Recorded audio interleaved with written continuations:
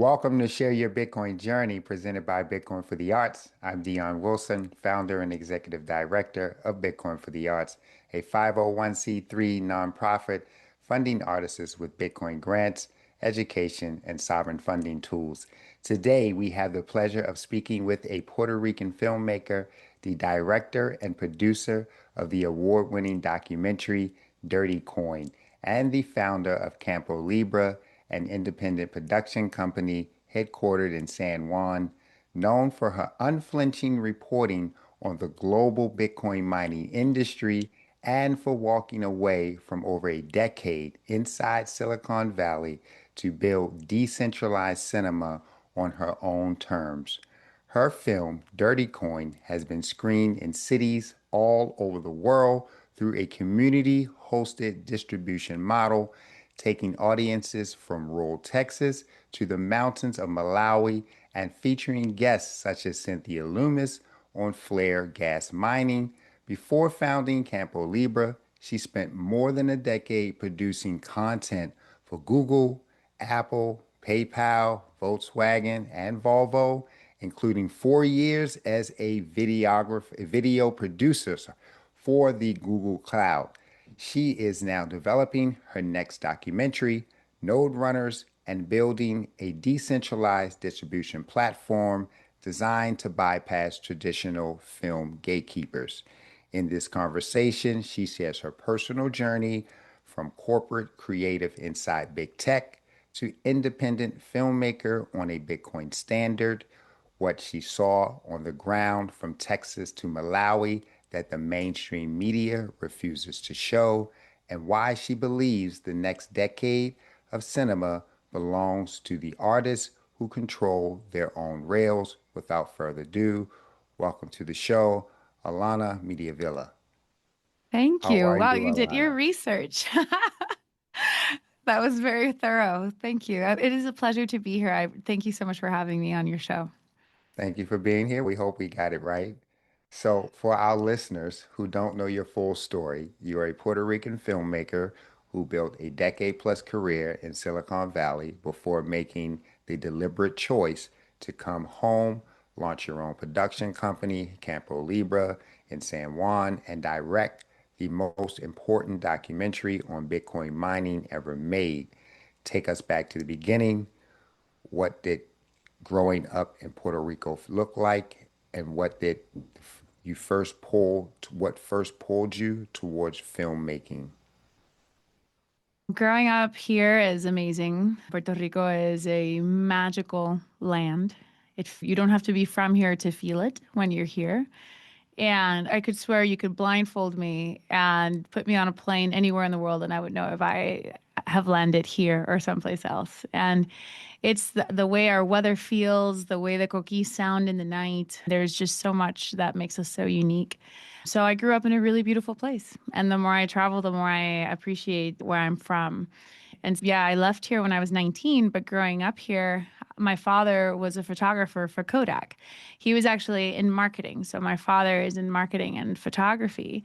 And he would have really cool jobs, like, for example, Kodak. And one of the perks of working in the marketing department at Kodak in the 90s was that he would get free film rolls. He would just get all these free film rolls. And of course, we had all these cameras in the house because he was also a photographer. And it meant that we didn't have like a scarcity of pictures because we had so many film rolls. And yes, developing the pictures did cost money. We would have to go to Walgreens and spend $5 to $10 developing the pictures, but the rolls themselves were free. And so we were a little bit more loose, I guess looser than my friends. They would treat each picture like, I only have three more. And I'm like, oh, I have three more rolls. Come on, let's go. And so I grew up with cameras around me and different ISO films and understanding this terminology and just really falling in love with the camera. But in Puerto Rico at the time, there wasn't a huge film industry. The ones that were in it, it was very small and very cliquey. And I just didn't really see, and you could either get into the click, which I don't do well with clicks, or become a wedding photographer. And I was like, I definitely never ever want to do weddings. It's funny because fast forward to 5 years later in Silicon Valley, I did do some weddings and they were beautiful. I did wedding videography. Sometimes what you resist, you become. But I remember at the time when I was a teen, I was like, I'm not going to do weddings. I'm an artist. And so anyway, I grew up in a place where we get a lot of art from all over. Puerto Rico is American, but it's also European. It's Caribbean. It's South American. And so we're at this crossroads where honestly we have a great music scene. So we have the best artists in the world come and record and perform here from all over. And so I was just weekly submerging myself in art and artists, different artists, and really appreciating what everybody had to offer. And fast forward 20 years, and I feel like one of the things that I love doing as a producer the most and as a filmmaker is that I really get to put all these artists together to create something together. It's the cinematographer, it's the score. Dirty Coin has a completely original score that I scored with a musician here in Puerto Rico. So everything has been composed specifically for the film. So collaborating on that and what kind of vibe we want, and him sending us files and us being like, yes, let's recut this scene, like me and my editor, to match this. And so, anyway, I guess I'll leave it at that. Otherwise, I would continue with my story. But growing up in Puerto Rico, really what it did, it just gave me a really good appreciation for all the different types of arts and artists and what everybody can come up with and put together and work collaboratively. And yeah, I feel like that's the one thing. And it still gives me that. It still gives me that immersion. When I go to a film event here, it's like we have the guys that did the Sapo for the Bad Bunny videos, and they're like a claymation studio, and they're an incredible claymation studio. And I can't wait to work with them on one of my projects. And we have incredible musicians, incredible graffiti artists. We have just the tapestry of talent here. It gives me goosebumps because you're in a room with 50 people, but they're all some of the most incredible people that you've ever met. And that feels good to be back here after being gone from the island for 15 years. Truly a land of culture, sounds like. Yeah. Yeah, Yeah. thank you, Dad, for that camera. I mean, look what it sparked. My goodness. So, Puerto Rico has a complicated relationship with the United States, with the dollar, with sovereignty itself. Yeah. Growing up there shapes the way a lot of Puerto Rican artists think about independency and self-determination. Did your roots there play any role in how you eventually arrived at Bitcoin? Absolutely. I'm half Cuban, half Puerto Rican. So my mom is Cuban, and her family left Cuba under Fidel with nothing. They took away everything when they left at the airport. They were like right at the beginning of Fidel, so people were still leaving, but they were like, they had to go on vacation. And they told my grandmother, my grandfather, and their babies, I can only imagine now as a parent, if you're going on vacation, then you got to leave all your things here, including all your jewelry that you have on. And when you come back, we'll give it to you. And they weren't obviously planning on coming back. So they basically knew that they were just relinquishing everything. And that's my mom's origin story. So my mom grew up with this. And then after them being in the United States, they went to a few different places in the States that were Chicago was too cold. Atlanta was cold, and it was as Cubans in Atlanta, it was everybody hated them. The whites hated them, the blacks hated them. They were just completely screwed. And so they found out about Puerto Rico, which was, it's like the United States, but in Spanish. And they were like, we know Spanish, we don't know English, so let's just go there. And so my mom was raised here, but with her Cuban parents, and her cousins and her, like the rest of her Cuban family was still in Cuba. Some of them eventually did end up leaving, but the contrast was very similar. So she had kids, and her cousin also had kids the same age, but they were in Cuba. And so she saw how they lived and she saw how we lived. And she would always tell us, you guys are so lucky to be Americans because you can just get up and go. You don't have to ask for permission. You're getting paid with the dollar. You have the strongest passport and you are able to basically be an American. But my father is independentista, which is pro-independence for the island. And my family, the Mediavillas, have been pro-independence all the way back to fighting for independence from the Spaniards. So there's literally a long line of people that have gone to jail that have basically fought for the independence of this island. And so I grew up with those people as my parents. And on the one end, I had my father saying, we don't need the United States and they need us more than we need them. And then I had my mom saying, basically, just focus on the freedoms that you have. You have a good hand being Puerto Rican, do something with that hand. Don't just stay stuck in the revolution and move on from that. And I had to then come to terms with what that meant to me in terms of freedom and independence. And right now, I would say I'm at a place where we talk about independence as this political state in Puerto Rico. Are we a part of the United States or are we not? But not about independence as personal independence. Who do I depend on for my food, for my security, for my electricity, for my water, for my education, for my kids' education? Who am I depending on that? And so I create dependencies on every part of my life, but then intellectually I want political freedom from the United States.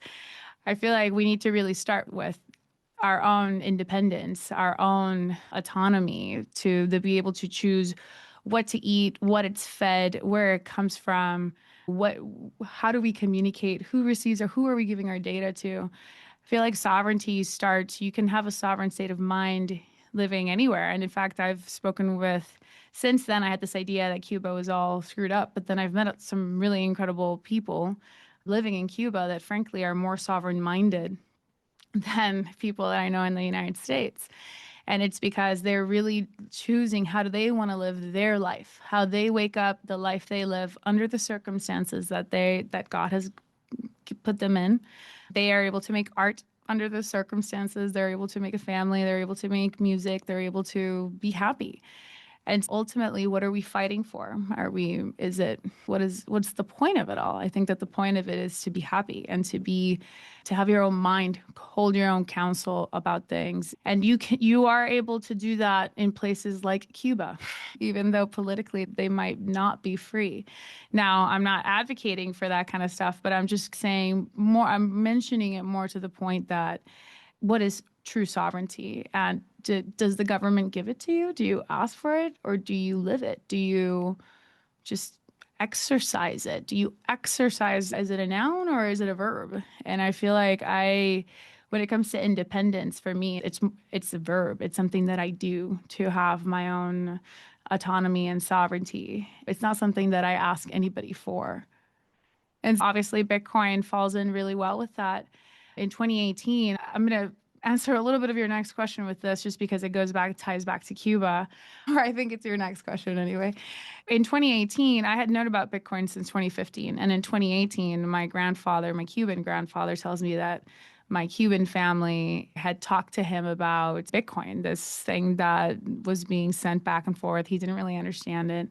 And that's when I was like, whoa, I knew people that were buying drugs on Silk Road for Burning Man with Bitcoin, but I didn't really think of the families that are able to send money from the United States or Spain or wherever into Cuba, like illegal money or cash, basically the things you do with cash. It's like the thing itself has value.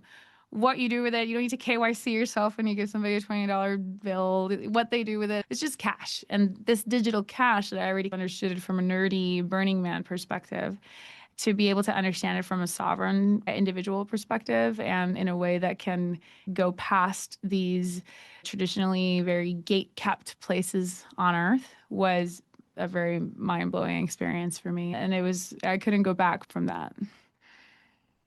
So your roots are embedded in seeking liberation. It Yes. just goes hand in hand. You've experienced this from both parents, from both ends in two different countries.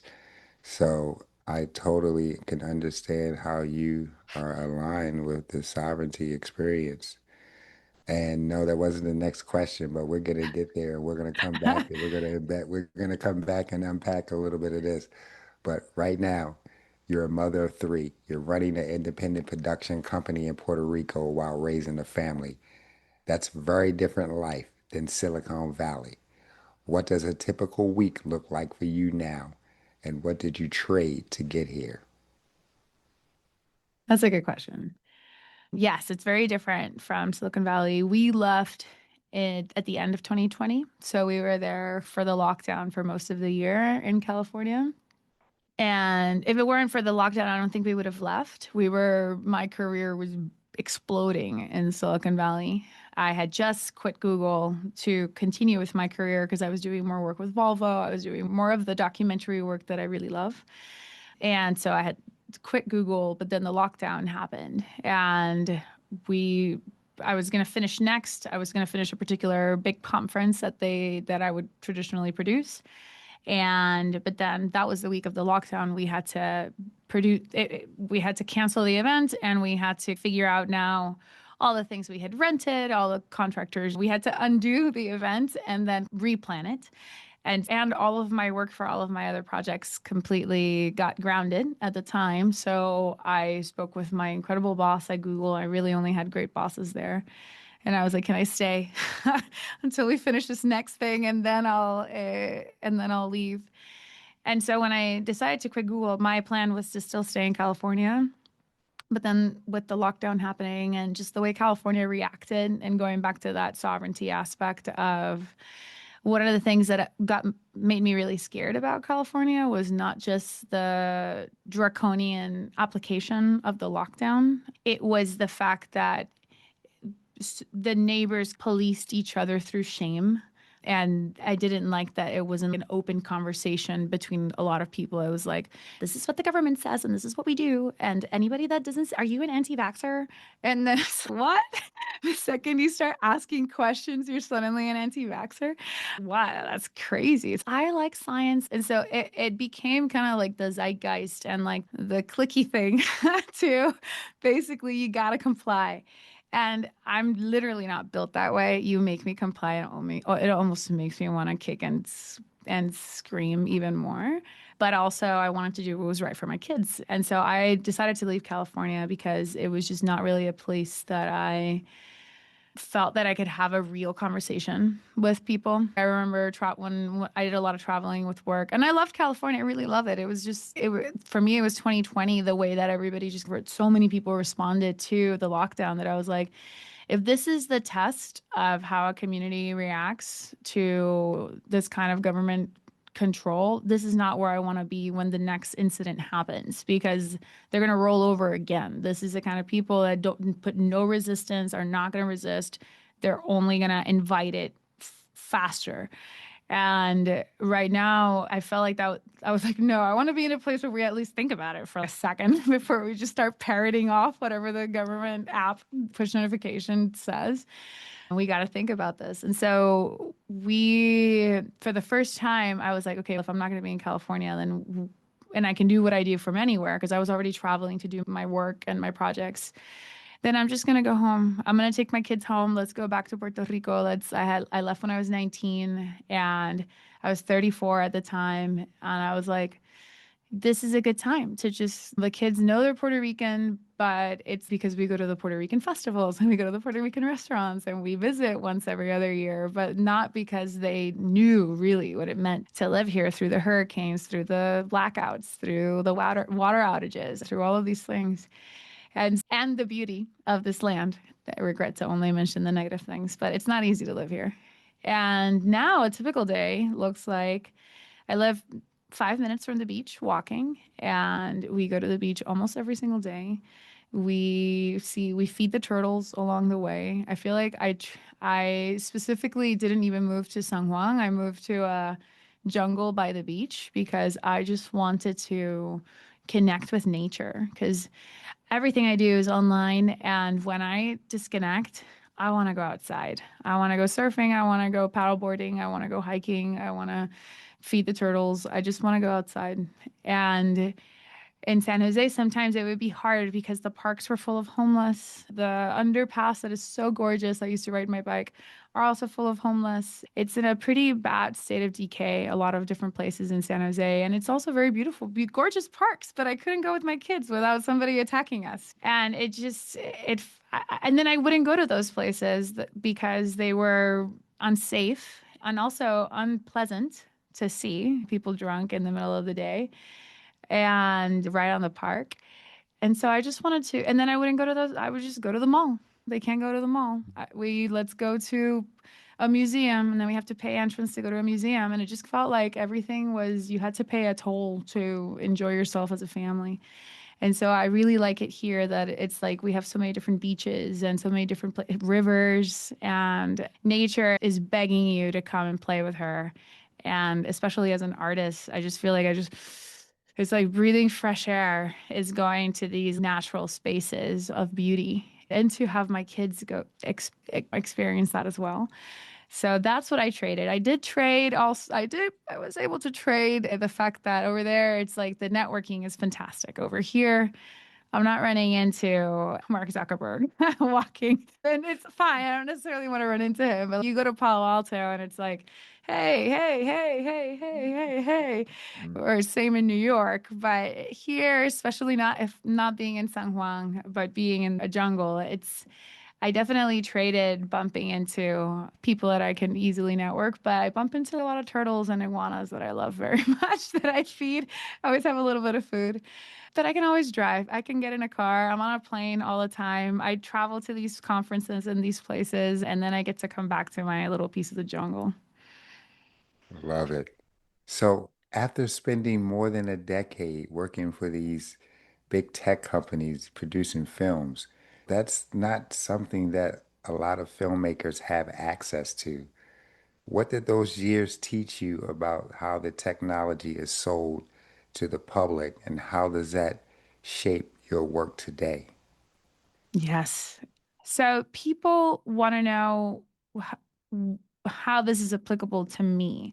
Not, I don't want to hear about how great your technology is. I want to hear how I'm going to go for more runs. I'm going to become more educated. I'm going to be more artistic. I'm going to do more sketching. I'm going to do more editing. I'm going to work on my movie. I'm going to work on my website. People want to know how the technology is going to increase the quality of their life. And so sometimes the technology is really exciting, right? And you want to create a documentary that's about quantum supremacy, for example, which is something that we worked on. And some of the nerdy stuff was like super exciting and super cool. But ultimately, if we couldn't tie it to what that meant to the person, the end user, ultimately they didn't really care. Okay. All right, that sounds good for you guys. Are you going to get a Nobel Prize? Whatever, I don't care. But from a marketing and adoption perspective, it needs to be about the usefulness of it for the person at an app level, I am utilizing this. How does this make my life better? And I definitely continue to think that way because once I untrained myself or trained myself to see beyond the technology and beyond the, wow, this is so cool. It's like, but don't you get it? This is incredible. This is 64 megabytes. Do you know how big a computer had to be to have this much processing power? People are like, yeah, okay, that's interesting. But ultimately, it's smaller, it's more portable, you can put it in your bag. Ultimately, people want to know, have you made one that is harder to lose, right? So it really comes down to the usefulness of the technology itself.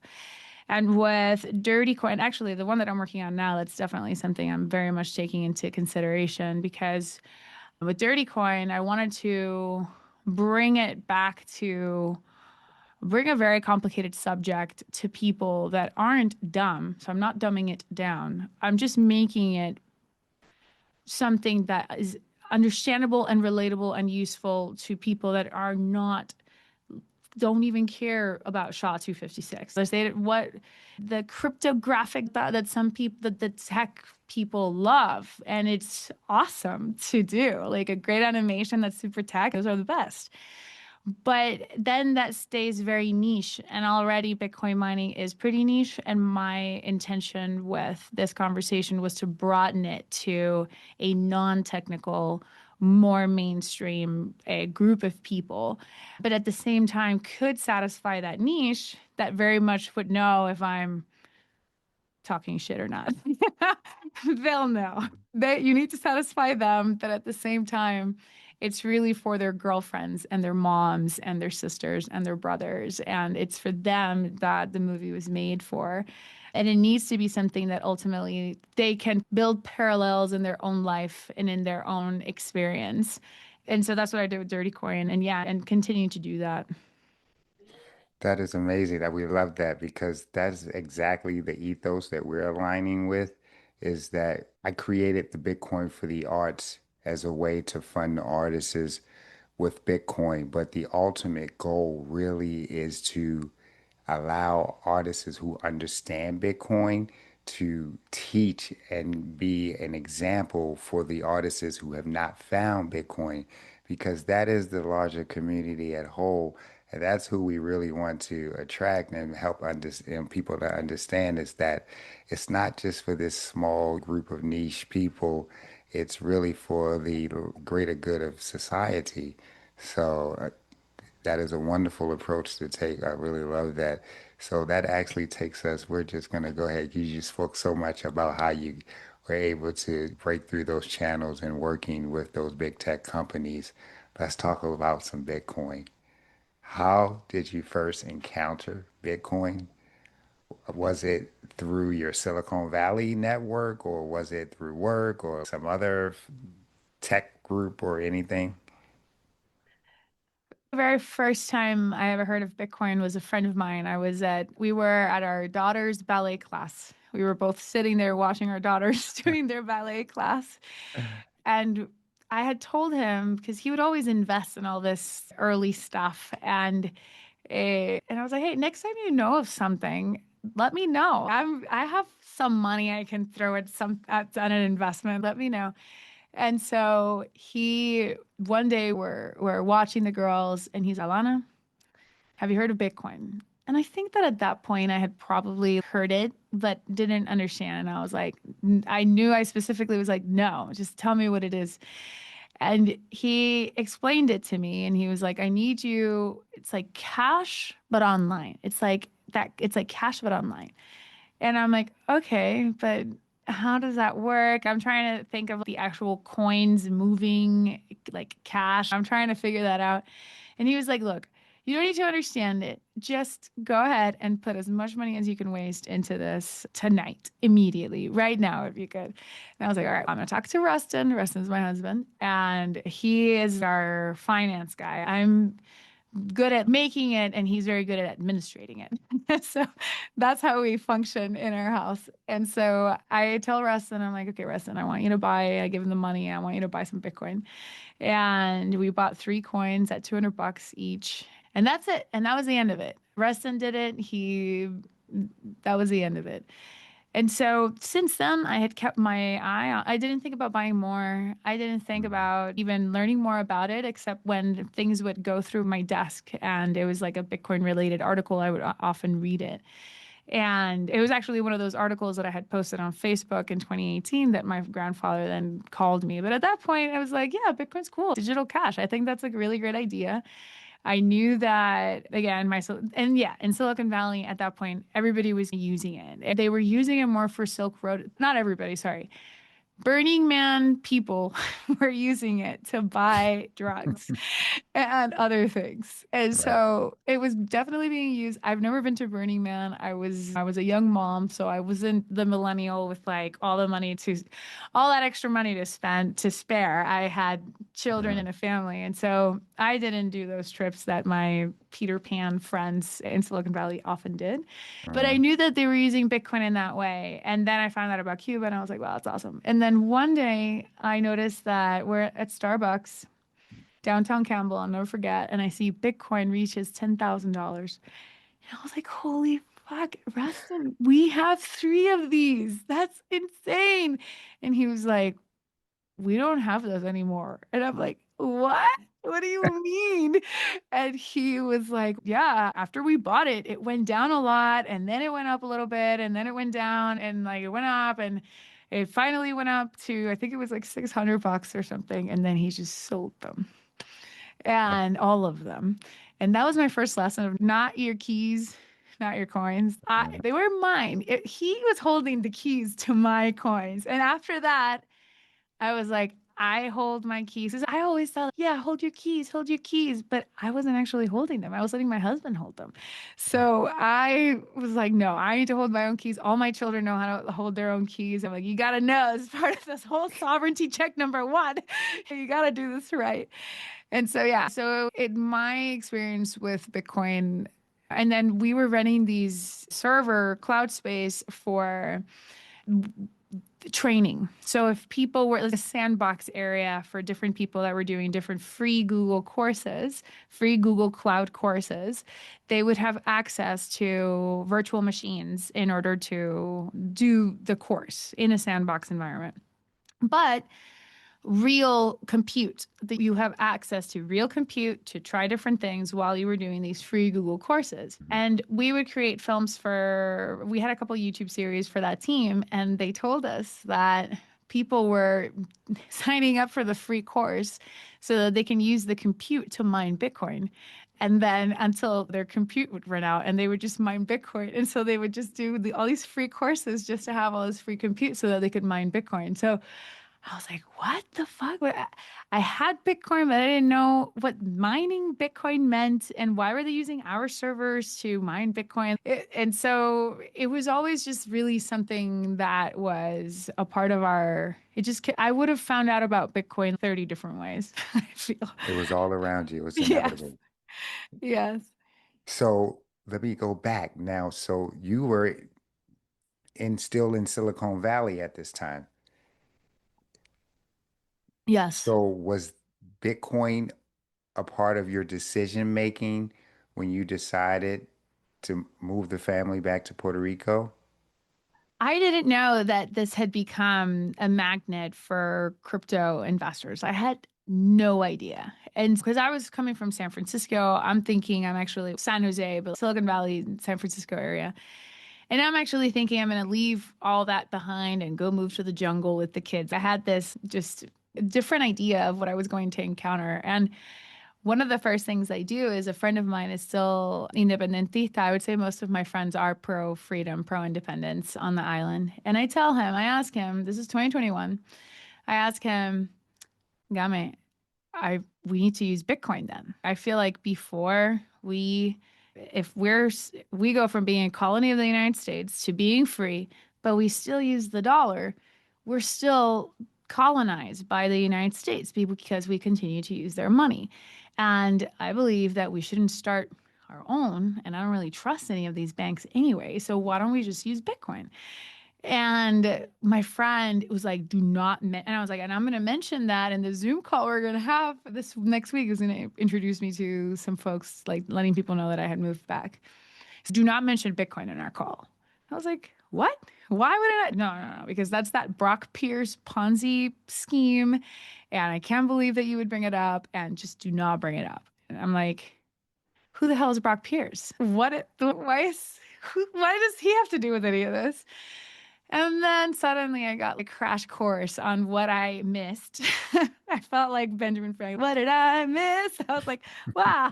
And then suddenly it's like Crypto Island. All the shit corners are here, Act 60. And I'm like, wow.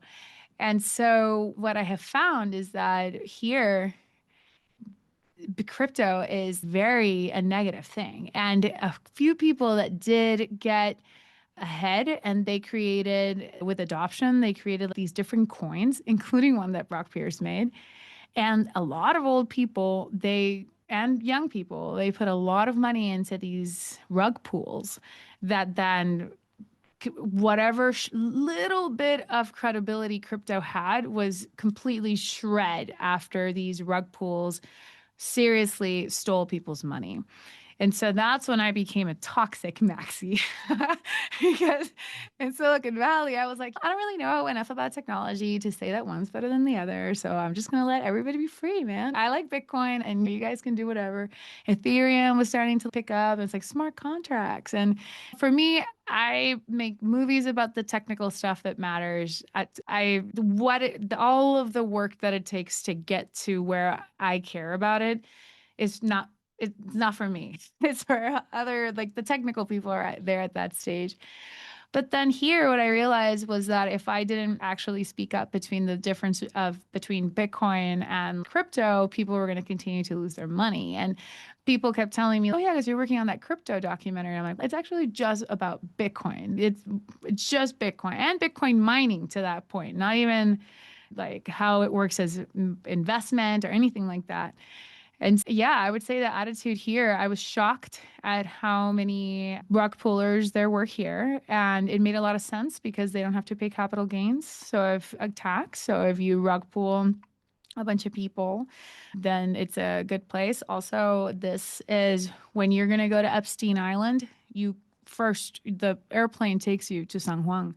And then from San Juan, you either take a little plane or a little boat to go to Epstein Island. That's just a little bit away.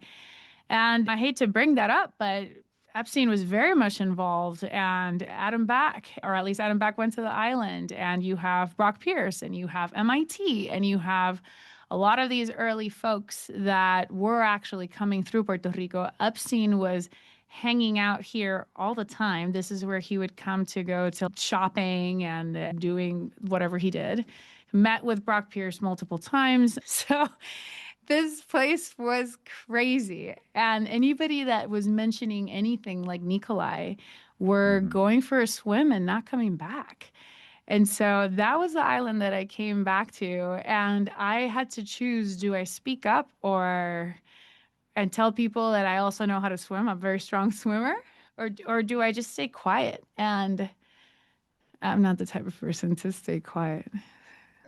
So seeing people being rug pulled and losing their money, that was your orange pill moment? That was when you said, That's where I I'm became here. a toxic maxi. I would say I already was convinced that Bitcoin worked.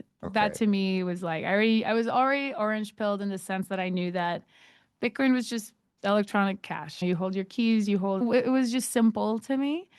But seeing people getting rug pulled is really what made turned me more into just look, focus on Bitcoin. If you're gonna fuck around with crypto, especially to people that just buy some Bitcoin or start earning Bitcoin, just accept Bitcoin in your business. You don't even need to get rid of your fiat if you don't want to. Just accept Bitcoin. I know a lot of entrepreneurs and different small business people, a lot of artists. Just start accepting tips in Bitcoin and just see how you want to live your life. Ultimately, it's you have to do it on your own. But that's when people would tell me, "Oh, I'm actually investing more in this other one or that other one, another one." If they're not traders, I know traders will do what traders do.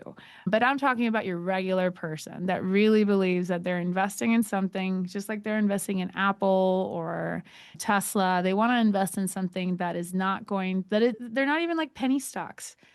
Whoever's a trader that likes to make money off penny stocks and crypto, then I'm not saying you can't make money. People obviously do. But I'm talking about regular, your cousin, your grandma, your mother-in-law that wants to put their money in something that is going to accrue value instead of melt if keeping it in fiat. And so that's when I became very much Bitcoin only. I only wanted to really focus on talking about Bitcoin, educating on Bitcoin, educating myself on Bitcoin, because already it's just so much to learn that I just took it from, even if there's other good ones, I need to at least understand the one really well before I start learning about others.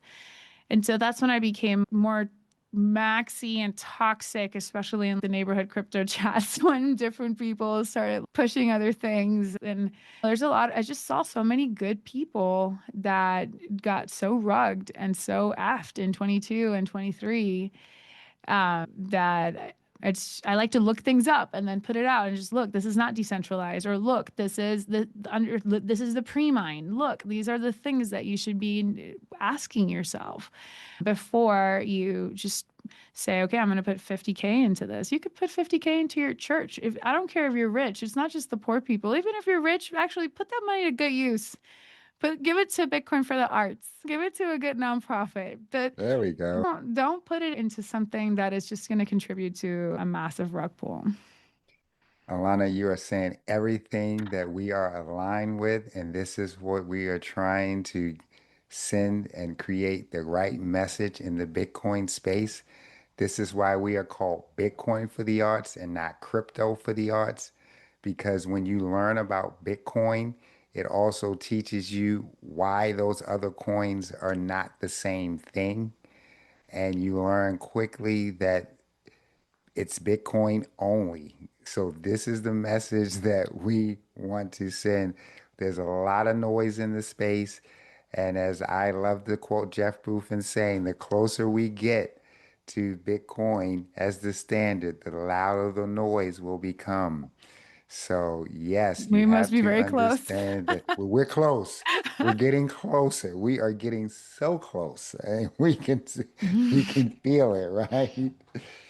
You have said one reason Dirty Coin had to exist was that policymakers were already making decisions about Bitcoin mining without understanding it. How early did you realize the public conversation about mining was completely disconnected from the reality on the ground, and how angry did it make you? I get sassed up, but I don't get angry. That one I reserve. I choose that emotion very carefully. But it definitely, so, okay, so I was working at Google Cloud and I had done some work for some companies that handled Amazon Web Services for customers, and I had done video work for them. So I was very familiar with the cloud space and what a data center looked like. And so when the conversation, I was in California, I would say maybe it was like 2018, 2019, maybe it was 2019. Yeah, it was 2019 that the conversation started that Bitcoin was just bad for the environment. And I was like, bad for the environment? Why? Oh, because of this mining thing. Oh yeah, I've heard of this mining thing. They were using our compute space. Okay, interesting. So what is it? And I looked it up and I just saw like, yeah, there's these huge mining facilities. I'm like, wow, okay, let me see. And then I just see that they're just a data center and not even that large. I had done work with AWS and Google Cloud. So for me, I was like, oh, okay, that's like a baby data center. That's so cute. But for me, it just felt like, why pick on this and not on the one that's housing Pornhub? What's the difference? So you can use compute power and electricity because at the time, I feel like time and context is important because now the conversation about AI data centers is at the mainstream level. But in 2019, very few people were actually discussing data centers and how big they are. They were only discussing Bitcoin and Bitcoin mining. And one of the things that I found very interesting about the legislation is that ultimately you are having, you're illegalizing math because these servers are doing one thing over and over again. The Bitcoin mining servers are just doing one thing over and over again. You're saying these computers can't be turned on, but these other computers can be turned on because this one's dirty and bad, and then this one's not good. So you're saying this one deserves an electron, and this one, they're both paying for their electrons, but you're saying one cannot buy the electron because the use of electricity is dirty. So are we now going to say a certain, I just felt like it was such a slippery slope to start saying which types of computers doing what can stay on. I don't trust our legislators to know what is good and what is wrong. In fact, I don't want them to decide for me what is good and what is wrong. I want to decide that for myself. And I believe that a computer running a Bitcoin node or even a Tor node is, I think that's a good thing. I don't think it's a bad thing to have that. And when are you going to stop? Again, so I just felt again, we got to go, whoa, whoa, when a lot of these new policies come into play that basically create a fork in the road for the rest of history, right? So now we're saying what math is legal, what math is not legal, what computers doing, what is legal. It's like this is going to be a blank check that we're going to sign where we're now going to have the government be the ones that basically already there's so much regulation. It's not like there's no regulation in the space. There's a ton of regulation in the space. We're not talking about Wild West anarchy here. We already have a ton of it. And so to continue to increase the layers of control and centralization on the internet from a hardware level, that I saw that they were already attacking the software level at an app level. And I saw this as an attack to the hardware level of this digital world. And so I was like, we need to be able to understand at a hardware level what we're talking about. And so that's really all I wanted to do because nobody understood it. They're like, oh yeah, I guess mining. I'm like, have you seen data centers? Every time you do a Google search. And I'm not saying let's not do that technology, but when we and a noisy data center next to your house completely sucks. So it's also not a always data center are always great, but we need to understand what it is before we even regulate it. That was my thing. Let's catch up on what we're talking about. Now let's communicate because we can't just have people with pitchforks showing up down with the data centers without actually understanding what is happening and how it works and what are the effects for the local grid because it might actually be bad. It might actually be using up more electricity than the town is able to. I've done studies in different areas and not all grids would be good to install a data center that is a constant load. Now, unless it's not and you're using it to regulate. But what's interesting about mining is that usually in the areas that they shouldn't be mining, it is too expensive to actually mine. So they don't go there in those cases because it's like, why would I even go and compete for electricity is $2 or whatever? It wouldn't be $2, but whatever. It's a way bigger amount than when they can get in the middle of nowhere where the electricity is much cheaper and therefore their margins are much higher. So there's this kind of natural incentive to drive miners away from grids that can't really sustain them. But then are you going to go after the people that have one Bitcoin miner in their house or two? The grid can definitely sustain that. Yeah, I just was like, man, we need to understand this a little bit more before we just completely give ourselves. I'm basically setting it, I would like to set it up so that my children aren't having to undo really dumb laws that were made by people that came to power without the internet, people that came to power without having an email, that are still faxing things. These are not the people that should regulate what my children are going to have to deal and put up with. And the people that are lobbying and in their ear don't have my best interests at heart. I know that. So I know who's in DC, people that don't know, and people whose my best interest is not at heart. That's all I know. So let's just take it away from them and bring up we need to understand. And yeah, and it also broke my heart that so many smart people would repeat to me that Bitcoin mining was bad. Good people that I respected. They were like, yeah, but you have to understand that mining is very energy intensive and that's why it's bad. And that's why the merge is happening with. And I'm like, it was hard to explain everything about it because it is so different in so many different places. And so that's when I decided nobody would be able to make a movie like Dirty Coin because I've had friends describe my work as left looking, but right sounding, which I don't agree necessarily just because I don't see left and right. But I understand what they mean. And I do see that. I can speak Californian, but with the heart of a Texan, I guess. I would say I'm Puerto Rican and Cuban. I'm not none of those things. But that's why I wanted to work on Dirty Coin because I knew that it was either going to be too F you morons, you don't understand this, or too, oh, but it's so green and it's great because it's green. Because I also think that the whole green thing is not necessarily real science because it isn't. Some of it, of course, is, but there's a lot of noise in the energy and green space.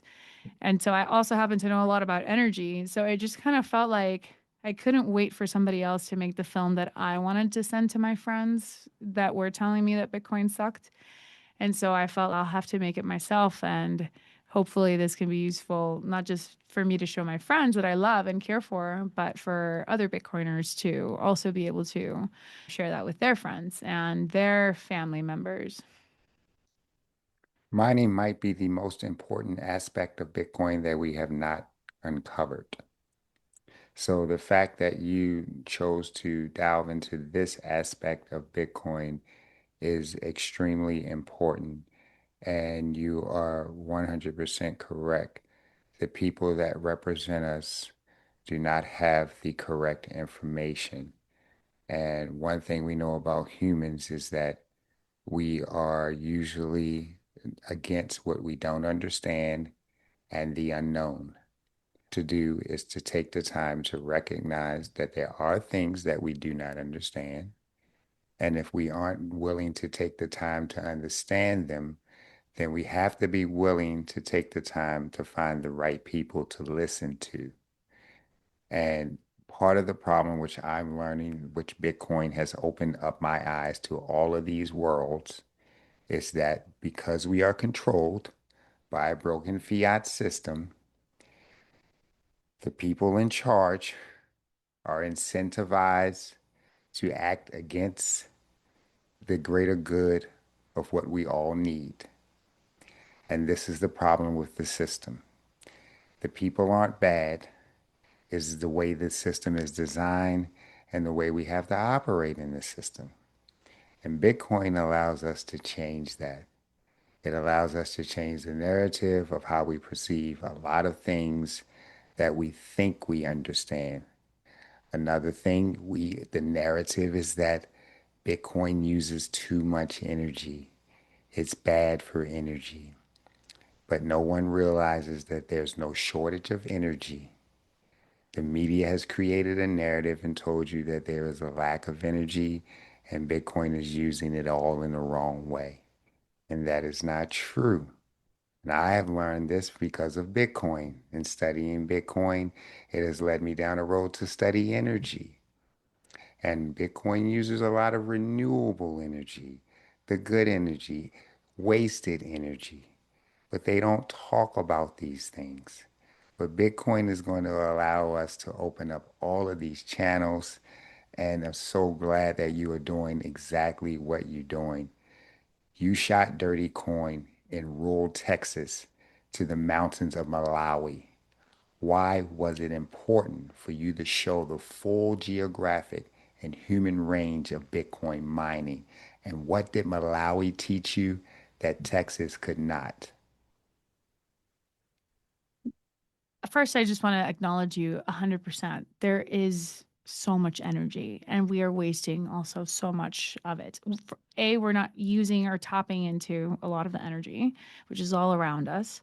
And B, when we are tapping it, we're wasting a lot of that electricity, whether through inefficient transmission and distribution, or just the fact that it's just most of you're having to produce more than is being taken so that you don't cause a brownout. So you always need to have additional electricity on the grid. So yeah, so we're definitely there's no energy shortage, but Bucky Fuller went through this in the 60s, I want to say. And he said there is no energy crisis. There's only a crisis of ignorance. Because at the time they were talking about this oil shortage that was actually used as a political maneuver. So it wasn't even based on reality. This is when the we're about to become the petrodollar. This is where like a lot of political alliances and just a lot of things were occurring around petroleum. And there was this whole scare back in the day. It's like we were going to run out of oil. And that is why we must secure these different locations around the world because we are going to make sure that the United States continues to stay on top. So I was used as a political lever to basically convince Americans that we had to go to war, that we had to go into and occupy more places. And then Bucky Fuller is like an engineer and an architect. It's like a political thing that has nothing to do with reality. You're not counting on all of the energy all around us. And especially at that point, he saw how nuclear wasn't being advanced, how hydro facilities were being shut off. We were literally we had energy, and we see that example here in Puerto Rico. 100% of the island was electrified through hydroelectricity. And it wasn't until there was a scare here, there was a scare campaign here that told Puerto Ricans, if we do not get off hydro and onto LNG, we are going to run out of electricity, and Puerto Rico is going to stay a banana republic, and we're not going to modernize as a nation. And so they convinced Puerto Ricans that we had to basically switch to LNG. Switch to, not add LNG on top, which is the part where I'm like, come on, both can coexist. You could have left the hydro on and just added the LNG so that as our growth grows, then maybe you don't do more hydro, you want to switch to LNG. But they just completely switched it. And so that happened in a lot of places in the United States. And that was one of the things that Bucky Fuller was noticing, was that you're not making the right decisions based on an energy shortage. You're playing a different game, and you're calling it an energy shortage. And that is exactly the same thing that I believe is occurring now. And when it comes to energy use, it's interesting because Bitcoin mining, because it is incentivized to find the cheapest energy, it has given places like Malawi, and I guess now to go to your question, what could Malawi teach me that Texas couldn't? Malawi taught me that if it weren't for Bitcoin mining, there would be no customer that could consume the amount of electricity in the modular way that mining consumes it, in the sense that it can scale up, it can scale down. You can have 4 machines, you can have 12 machines, right? And in a very small amount of space, you are moving a factory's worth of consumption or a mall worth of consumption, right? It's a big amount of consumption in a small space, which means that, and it doesn't require that many people to work on it. And it's funny because I often hear that as negatives for Bitcoin mining. But in the case of Malawi, it's such a positive, because you're not disrupting a village by moving a factory there, building a factory, moving a factory, and having that factory consume what a closet space worth of, or a large closet space worth of Bitcoin miners can consume. And as the community load increases, the community use of electricity increases, modularly, they can also remove the amount of machines that are consuming electricity there predictably. So there's also a predictable amount of electricity that these machines can do, which even in a factory and even in things like that, there are fluctuations. So what Malawi taught me was, and places like Malawi, is that we now have an economic tool to unlock that energy that they're sitting on, because that is a hydroelectric, that is renewable electricity and energy independence as well. They don't need to ship panels and bring them from China and install them. This is their water, their backyard that they're able to take care of. And there was no financial tool to do that. And one of the things that Jeff Booth mentions in Dirty Coin is that, how do you finance a hydroelectric facility in a place like that? The owner would have to use debt. He would have to go and get a loan and build it out. And that's how he would do it. He wouldn't have a customer that could come to him in that kind of rural area and consume, like I said, a factory's worth of electricity within a few days of also shaking on it. You can't have a factory come on in a couple of days or even a couple of weeks. Of course, it takes more than a couple of days to even get there, but so even the miners would be more than a couple of days. But in a very short amount of time, you can come in and you can pay for that electricity. So this operator now has a working business that is actually a profitable business that he can grow, that he can now invest of his own money. Now, if he gets a loan, it's not a predatory survival loan. Now he has assets. Now he has a customer. He also, because I'm not saying businesses shouldn't get loans. Maybe he does. But he comes at it from a very different place when he now has a customer and a successful venture. So it'll really help him. It'll now it just depends on the quality of the entrepreneur, like how fast it grows. But the miner is able to at least produce a that modular load, and that's something that is going to really unlock that conversion from energy to electricity that humans need for a modern existence. So these people don't need to go all the way to town. They don't need to move. They can live where they grew up, and they can modernize their area without having to have an AWS move into their town or a factory move into their town or anybody like that. They can continue to grow as they would, but with the help of an almost invisible force in a way. And so that's what I was able to see in Malawi and indicate. And I guess I'll leave it at that. But I will say that with Texas, just because I don't want to make the answer too long, but because in Texas, I also learned about balancing the grid and the importance of needing to soak up the inefficiencies of the grid. And because these machines, the Bitcoin miners, can turn on and off in a matter of seconds, because it's just turning on a computer on and off, as soon as the people, the grid, and other uses need electricity that are of higher importance, because that's another thing. There's already regulation. People make it seem as if there are no regulations for data centers or Bitcoin mining facilities. There are. A large Bitcoin mining facility is not considered, it has a rating of importance of electricity use.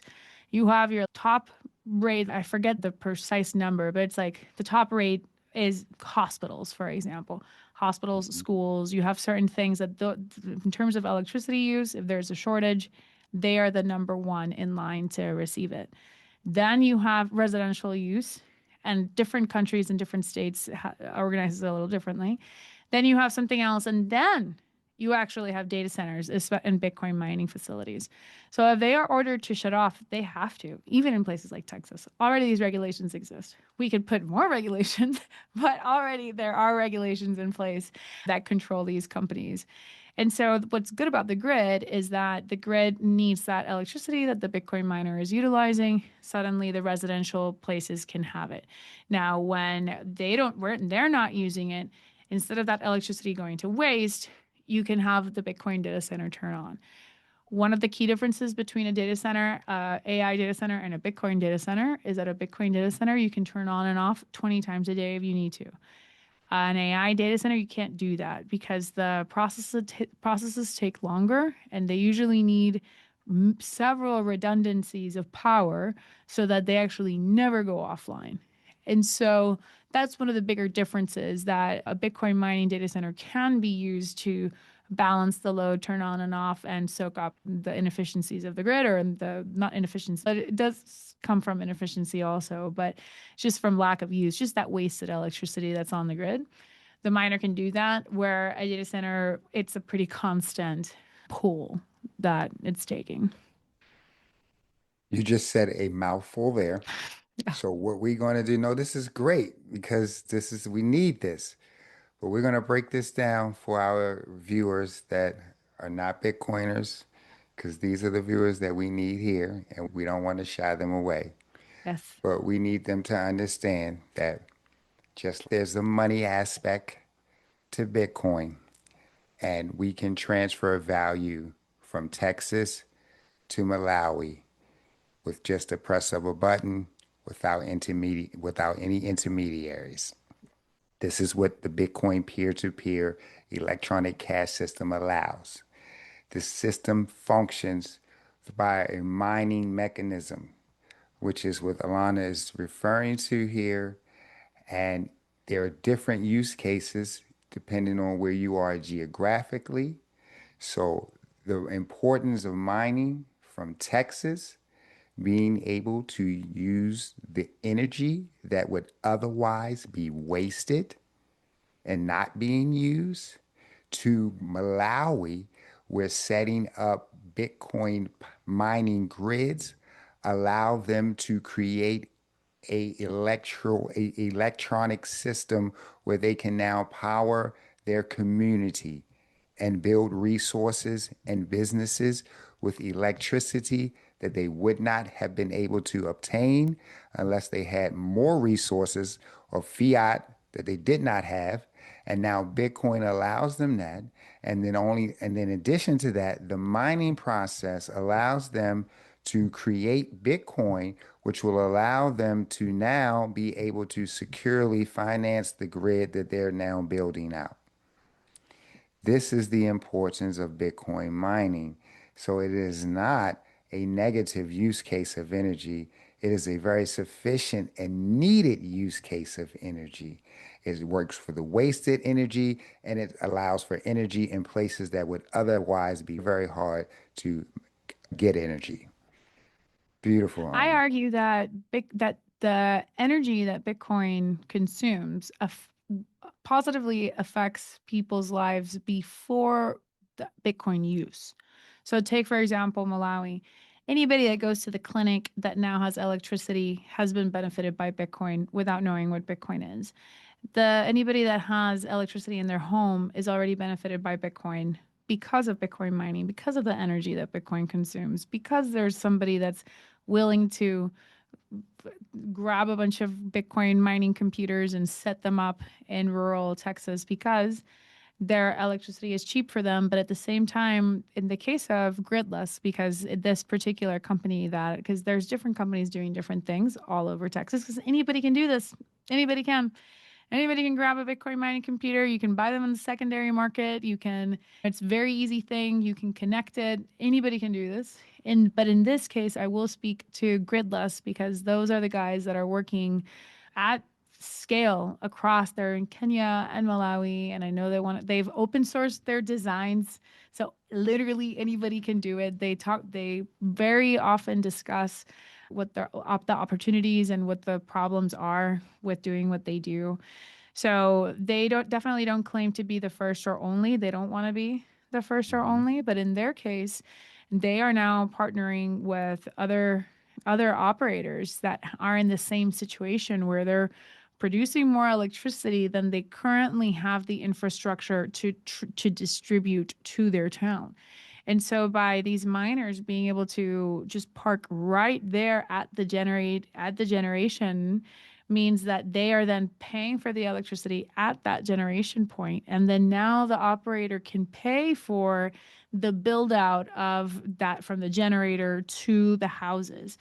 And so we're going to see the energy that Bitcoin mining uses is going to affect more people's lives faster than if they ever in their life have a wallet, which I hope they do, but they'll still have electricity in their town without having to get some predatory global loan for their town that's going to cripple them for generations.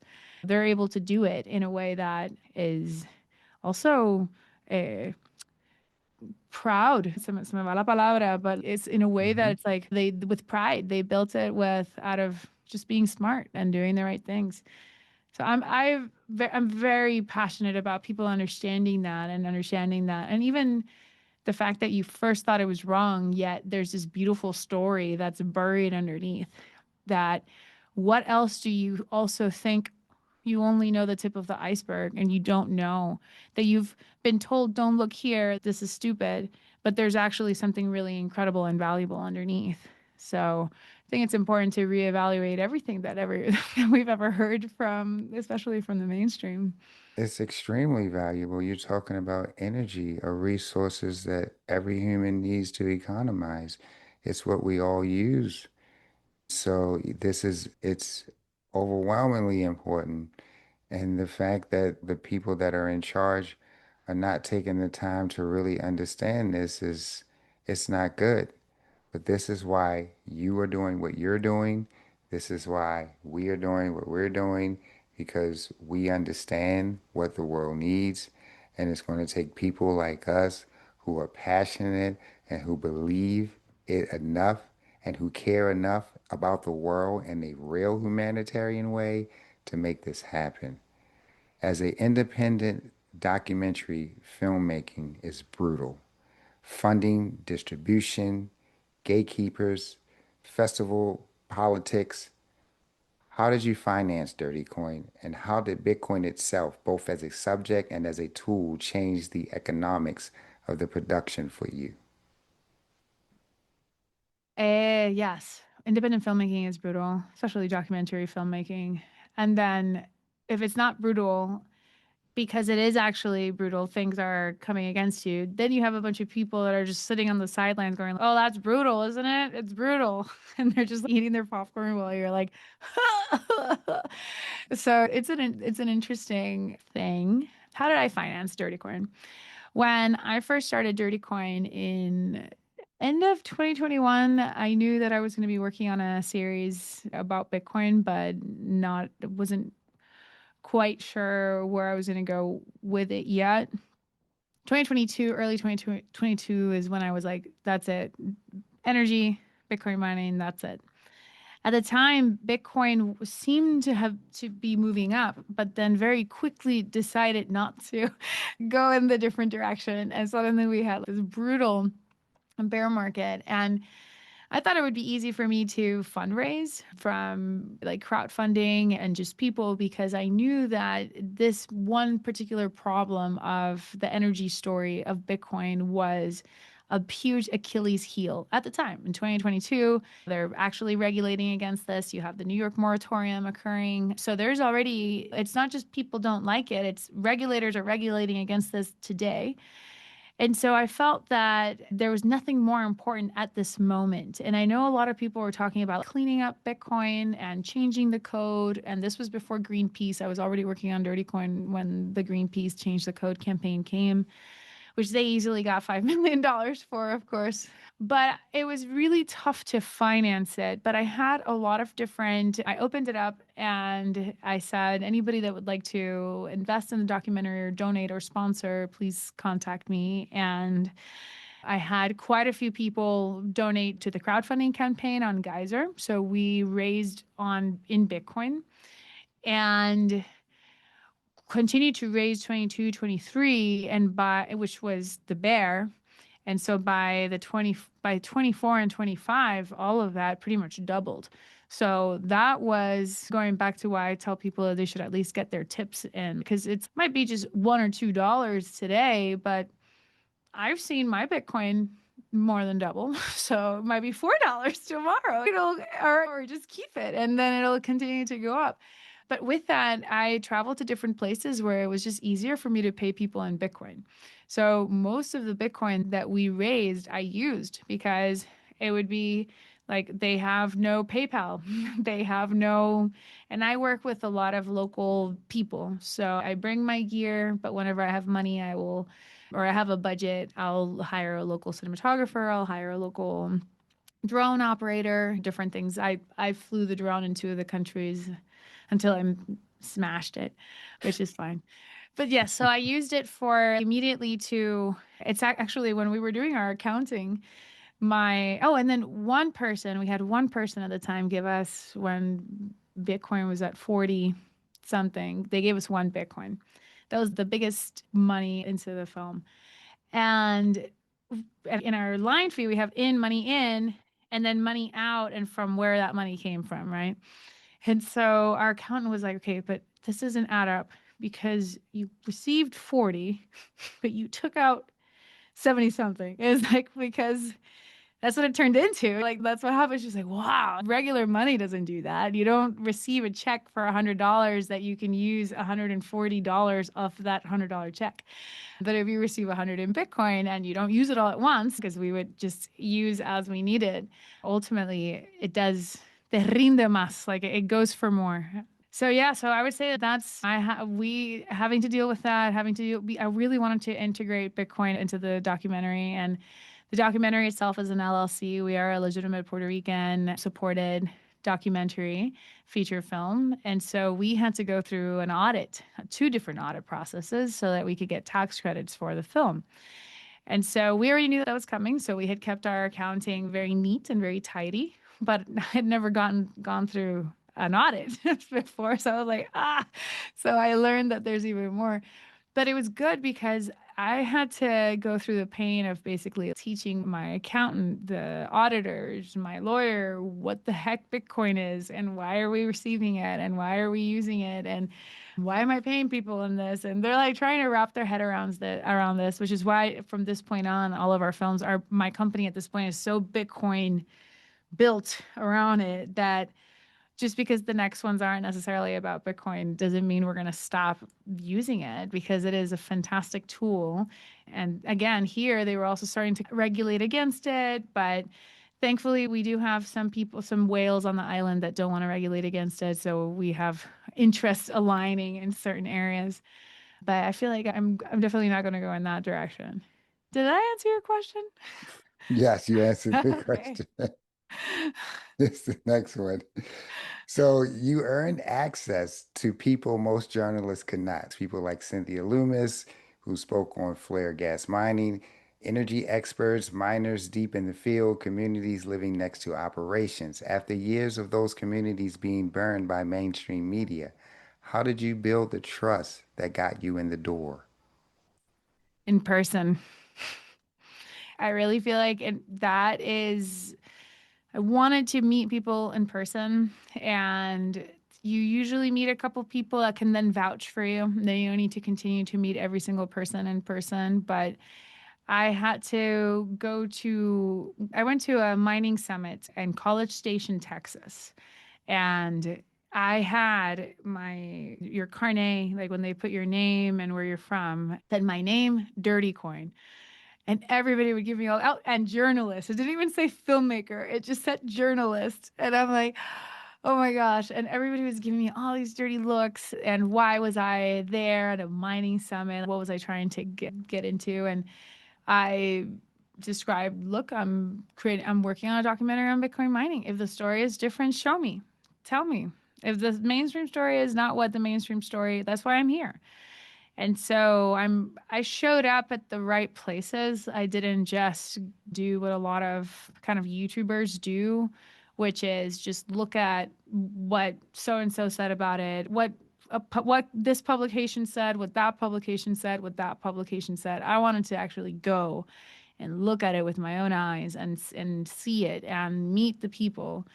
And so I was always very honest that I was going to publish what I saw, because ultimately nobody put me up to this. And Satoshi didn't send me a request for a proposal for a documentary on mining. I was the one. It's Dirty Coin by Alana Mediavilla. It's like my thing. So I needed to make sure that whatever I said was the truth, especially since we are creating some, like, I really do believe that the decisions that we make today are going to affect our children and our grandchildren, and the type of internet and the type of freedom that they can enjoy online. They're either going to have it or they're not going to have it. And the decisions that we do today are going to be the ones that are going to allow them to live a really shitty life, or honestly a very surveilled and controlled fiat life, or where we can use technology to unleash human potential. And so I would like to at least try to go, that's my mission, is unleashing the human potential. That's my thing. And so whatever I find that I believe, I will talk about. And if I see something that contradicts that, I'll talk about that as well, because ultimately this isn't a yay or nay situation. And I find that a lot of people just want to know what to think. Just tell me, is it good or is it bad? But what about thinking about it a little bit? What about actually doing some research and learning and knowing? And it's like saying that one particular food is good or bad. I may eat something that could be really bad for your body. And you need to have your own observation on your own body and your own life and decide, maybe eating bread for you is fine, but it's not for me. And so that ultimately comes from your individual observation, that we just want to give our agency away and have other people think for us. And I make films for the people that aren't giving their agencies away, that are looking up things for themselves, are making up their minds for themselves. And so, yeah, again, I lost my train of thought. Interesting, twice in one interview. It's the passion that just takes you on these rants, and I love it. Yeah. Everything you're saying is so aligned, and it just makes sense. Hey, fire away. This is what we're here to do. We're just here to just let it all out, say what really needs to be said about the system so that people really understand. That's what we're trying to get them to do, really understand in so many different ways. Dirty Coin has now been screened in cities all over the world using a community hosted screening model rather than the traditional theater. distribution. Talk to us. How do you build that screening network? And what have you learned about distributing a film outside of the legacy gatekeepers? It's the best time to distribute a film outside of the legacy gatekeepers. Good news. It's not all bad news. No, it's the good news because a lot of theaters don't have that many movies. Many studios are not doing the theatrical window anymore. They're going straight to streaming. So Mhm. theaters have been feeling a hit since before the lockdown and especially during and after the lockdown. So the good thing is that there is theater space. That's what I mean by that. That's not necessarily great for them, but it's great for independent filmmakers. And they're definitely playing ball with us. So if you send a quick proposal to a theater and say, if you play my film, I'm going to be promoting it in this way. This is my marketing plan to get the people in your area to go and see it. There's this Bitcoin meetup and this crypto meetup and this blockchain meetup and this women in tech meetup that I'm going to be telling them that I have a documentary in that city. That's what I did in 2024. And I also licensed it. So most of the screenings that we have done have been individual people that want to screen Dirty Coin in their own town. And then I first used Gather, which was a great tool. We used that in 2024. But Gather had some security issues that I wasn't totally okay with. And their platform was more for any kind of live event. And so if you're a comedian, you can use Gather. It's a great tool, but I wanted something that was more specific to a movie that would feel like you're screening a movie. And then I found Kinema, and Kinema hits that. People can decide, I want to screen Dirty Coin. I have a location. Depending on whether they're a nonprofit, for profit, an educational facility, like different schools, there's different rates. And they are able to either pay a full licensing fee up front for me or just split the tickets and they can decide how much they want to sell the tickets for. So we did this with several meetups where the meetups decided to sell tickets and they kept half of whatever tickets were sold and then we were sent the other half. And so these meetups, they're already getting together and they're already looking for different things to do. And so rather than your regular, let's go to the pub and have beers, which is totally fine, you can do that after watching a movie and then you can go and discuss what you watched in the movie. And that has been and so many people have sent me messages like, I went to watch Dirty Coin. It was the first time I had been in a theater in 5 years. I'm like, wow. And they were like, and the seats were so comfortable. It was so nice. So I think that people are going to be coming back to the theater. They are. We already see the box office reflecting that. And ultimately, as a filmmaker, you're not going to get rich off these screenings from a mile, but the fact that people are willing to give their money, any amount of money and their time to go in person to watch it is so valuable. They're exchanging so much value. They're exchanging the most valuable thing is their time. And so that to me has been, even though we've had over 500 screenings in over 200 cities and mostly community led. And in terms of building the network, I have a Telegram chat, but my strategy is always to aim for the leaders, always the community leaders, because you hit one community leader and they have a sphere of influence of other equally awesome people that then it just cascades out. And so aim for the leaders, even if you're making a movie for teenagers, like still think of who is the archetype teen that is going to then tell their friends, let's go and watch this movie and let's go and put on you always got to aim for them and really know who they are. And for me, when it came to the marketing, I aimed for meetup leaders, people that have any kind of tech meetup or Bitcoin meetup, and they're usually very well organized and they usually already have a network that they are always bringing together and responsible for, and they want to bring valuable information to their group so that they can continue to be a good leader.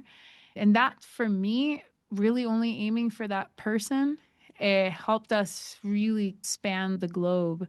And now with this next one, I'm starting that same network and to network with those people, know who those people are in the freedom technology space and the mesh networking space. And for the same reason, I also want to know who to align myself with. Some people are really cool and they're talking about a lot of really great things, and I'm learning a lot from them. And some people are nasty, and I don't really want to. Mhm. I want to avoid that city with that person. So not making that network when you need it is really important, but to really know who you're going to be ultimately marketing that to, collaborating with, and identifying those people way in advance. And yeah, that is a strategy that I would tell people: don't build a network when you need it, and definitely now is the time to take control of your distribution. Your film makes the argument that Bitcoin mining could be one of the most important tools for global energy transition. After years of working on this, what do you believe is the single most unreported story about Bitcoin and energy? We discussed the Malawi story that I think is just, if we were to extrapolate that to what it really means, and it's to bring an industrial sized buyer of electricity into an area that industries don't normally want to go to, is really impactful. So, for example, Paraguay is one of the other places that I filmed in. Paraguay is a landlocked country. Malawi is also a landlocked country. And a lot of industries don't want to set up shop in a landlocked country because you're having to pay tax to leave the one country, go through a country, and then pay tax for another country. So usually factories and anything that's producing manufacturing, they want to be close to water so that they can remove the products physically from the location. And factory loads are what drive the build out of these grids. When you look at Puerto Rico, we have a very sophisticated old grid, and it's because we had a lot of pharmaceuticals move in and the sugar industry move in. So it is these larger industrial loads that actually drive grid build out in places. This is why residents end up getting it. And so there are so many countries that didn't receive that same kind of a bunch of manufacturing moving in the 50s or a bunch of manufacturing moving in the 40s in the last century. Now, because what you're exporting does is digital, so you are still exporting value, right? You can have a Bitcoin mining facility that's exporting that value, but it's not leaving in a truck and getting on a boat and moving someplace else. It's just being beamed up, and that value is now being able to move across the world in that way. And so, what Bitcoin mining does is that it's able to bring opportunities to places that are sitting on a lot of energy, but have never had a tool to unlock it and to really turn that into something useful for everyone. Because it's not just for them, it's for everyone. There are certain landfills that are emitting methane, and there are huge landfills that are used for the grids. We have that in LA. There's Puerto Rico, we have a landfill that's connected, I'm sure all over the world. But there are some landfills that is just too expensive. There's this conversion that you do when you're analyzing an energy site to know if the amount of energy and money put in is going to be worth the energy that's going to come out. And it doesn't pencil in certain areas and in certain landfills to do that. It just requires too much money to build it, to connect it to the grid for the amount of electricity you're going to end up getting. It's better to just vent it. But if you have a customer that is going to be using that electricity, you are now introducing a customer that you didn't have before that wasn't the grid. Now you can have this, and you can have a you can you can also do it yourself. You don't need a customer. There's just so many different ways to do it. If you are the owner of the landfill, you could actually just be using that methane for yourself, mining Bitcoin off grid, off your own methane. You're keeping the methane from going up in the atmosphere. You're using it to run a generator so that you can mine your own Bitcoin that nobody knows that you have also. So that's an incentive also because it's non KYC coin.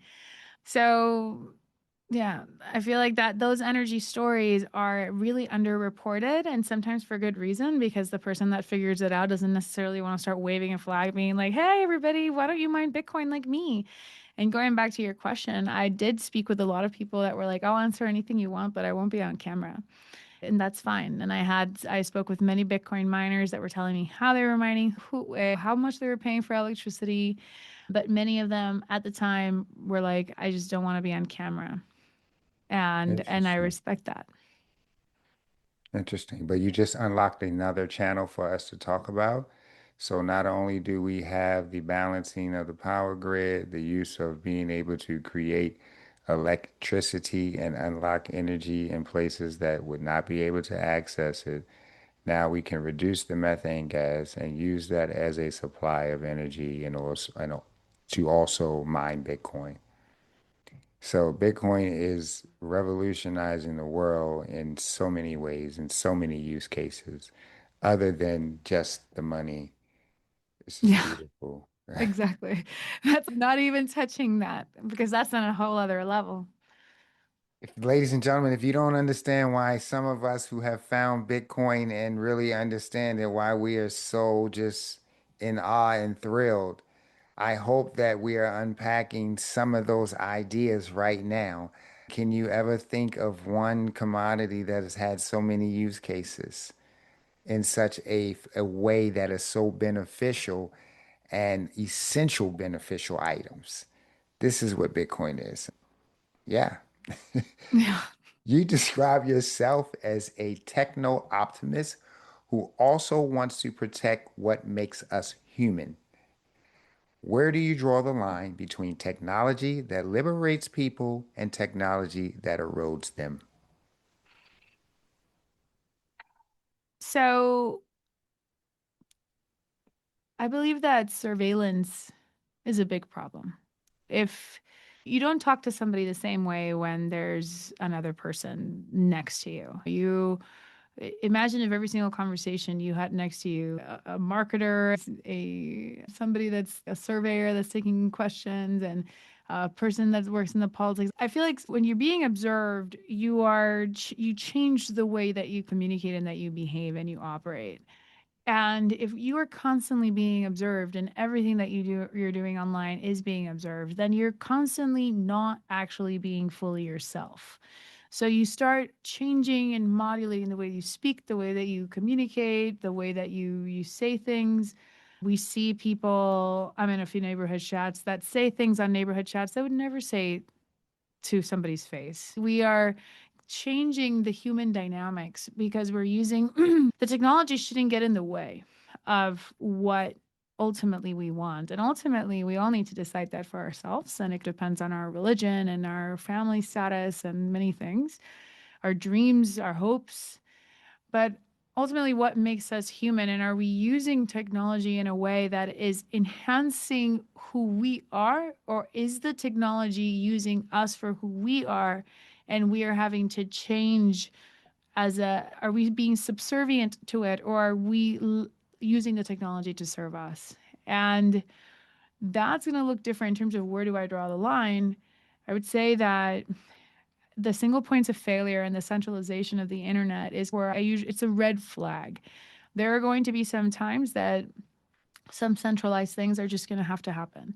But we need to be able to understand the difference of if you're going to be speaking in a university chat, yes, that might be monitored and that might be monitored by the university. And there's going to be certain situations but then we need to know that we have this other chat, nobody's going to come after us for what we say, for example.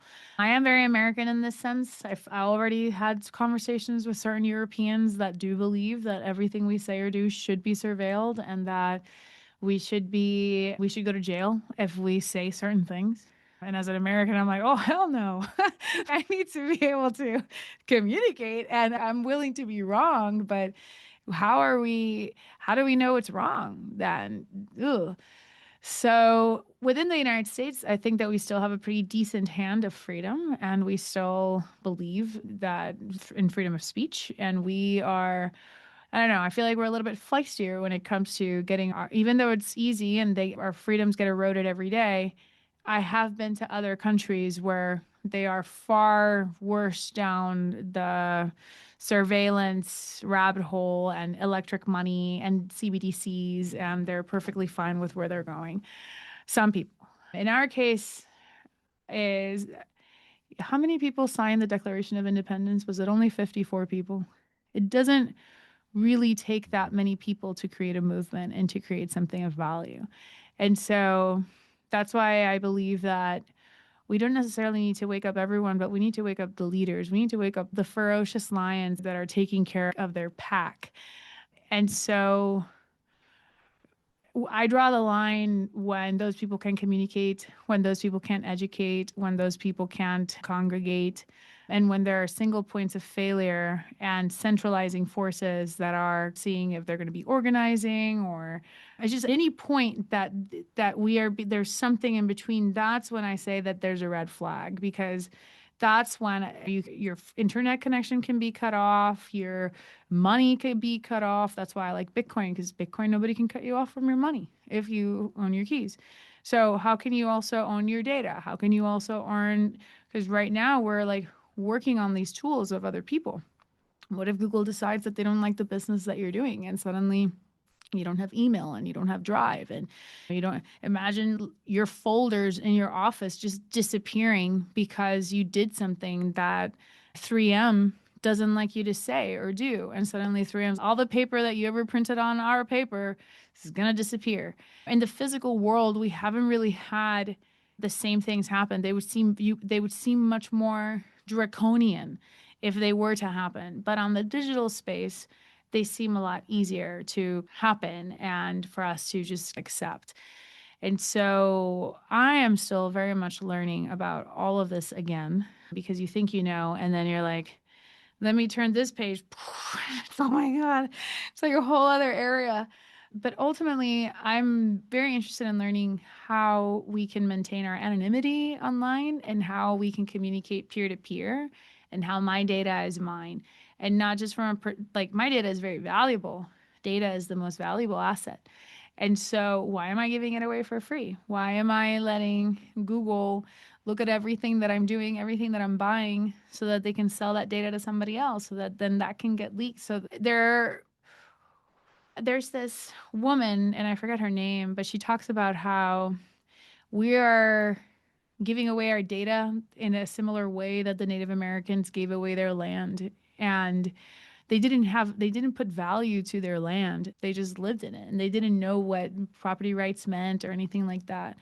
And so they then got taken advantage of until they were kicked out of their land. And so right now we are just giving away our data. We don't know how precious it is. And we're giving it away and then they're manipulating us and they're using it against us.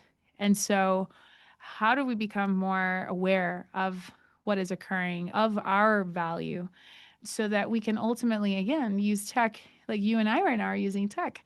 You're in New York, I'm in Puerto Rico, and this is really great that we can use something like Zoom to create a podcast that people anywhere in the world can then access. That's awesome. We don't necessarily want to go back in time. I'm not gonna now be like, you know what, screw this. I'm an Amish person now. I'm just fuck all of you.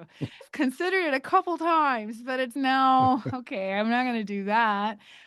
But and by the way, no, I don't mean that in any kind of disrespect to them. I just see the people. I just want to completely go off this land that we're all living in. But I foolishly believe that something can be done about it, that we can continue to live where we are and use this technology in a way that we're using it to empower us and to empower people around us. And ultimately, just like Bucky said, there's no energy crisis, only a crisis of ignorance. I have found that the more I learn about things and the more in control I can get on a subject, I find myself to be less afraid of it. And so knowledge is power. I think Bitcoin has unlocked a channel for us to really go further into the decentralized world of technology. And we have the Freedom Tech groups that are really working on building that layer for us. So, yes, we want to be able to keep using technology as technology advances, but then at the same time, we have to balance it. So, as long as we are still working on technology that is in a decentralized way, I think we'll figure out a way forward where we can maintain some sort of anonymity. Uh, Yes. so you're actually openly, you're building a decentralized film distribution platform to bypass the traditional gatekeepers. Walk us through your vision of what film distribution looks like 5 years from now if Bitcoin ethos actually wins. Okay, 5 years from now. So I can say something that I want to build, but still we haven't found a way to build it. But let's say in 5 years, I think that we can get to that place. All right. Let's say in 5 years, I have my copy of my film, and you can decide that you want to be a basically like a node runner for my movie, and you have a copy of yours. And whenever somebody watches the movie near you, you get some Bitcoin. And so people are paying in Bitcoin, and then you have decided because now you have your own servers, it's where you run your Bitcoin node, you're running your AI, your sandboxed AI through your own hardware. And you decide that you want to be a part of the people that help distribute my film. And whenever somebody watches it, you're going to get some sats are going to go your way just because you're helping me basically build a decentralized, a cloud it that way the video isn't just on my computer, it's not on AWS, and it's not on any other server, any other cloud server. We are the cloud server, but I am actually able to pay you for giving me a little piece of your computer. And then somebody else watches it and they're like, "Oh my God, I love this film. I want to own it." And then they own it, and then they're also a hoster of it. So anytime anybody wants to see it, they are then also getting a piece of that. I believe that ultimately is a rising tide because then people will be incentivized if they like the film to then get other people to watch the film because then they are a part of that. And then the more people host the film themselves, the harder it would be for Dirty Coin to ever get erased or ever get buried anywhere. And so I don't know exactly if anybody's watching this. They're like, I know how to build that. They can contact me because so far I've spoken with a couple of people and they're like, it's a really good idea, but I still don't, and not like, but we're gonna get there. But I feel like that would be like a really cool decentralized way to just have the film be hosted and just to have more people around the world and to have more people benefit from hosting my computer or my film. Your next film, Node Runners. Talk to us about that a little bit. What questions does Node Runner try to answer? Okay, so Node Runner, what it's trying to answer is how how can you own your data? How can you own and run your data? And how can you participate in a peer-to-peer way online? So just like with a Bitcoin node, you run your Bitcoin node, you send your Bitcoin to another Bitcoin node. I have the copy of the blockchain, you have the copy of the blockchain, and we can just communicate peer-to-peer.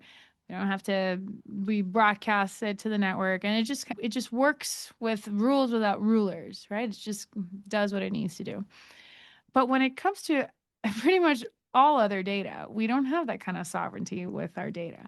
And so, what data do we actually have? What data are we creating? I would say I will also answer that this is now 2026.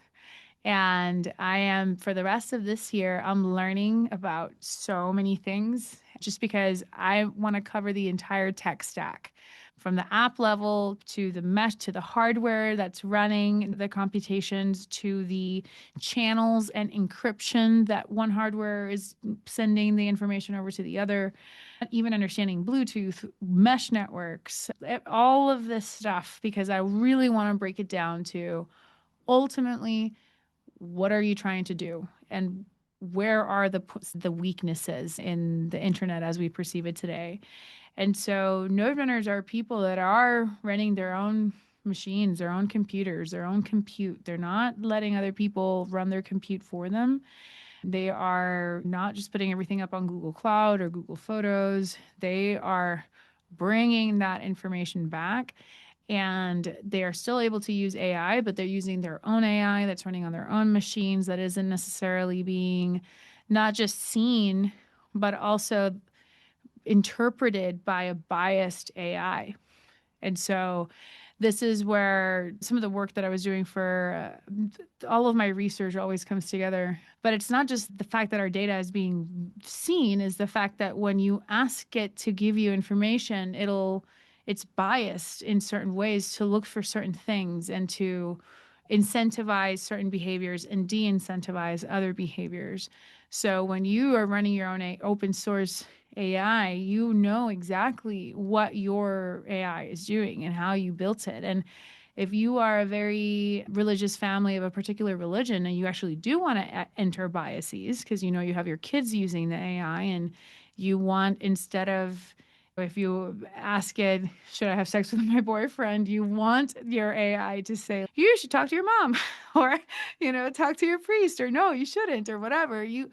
We are going to need to take matters into our own hands, because otherwise we're going to let other people raise our kids in many ways.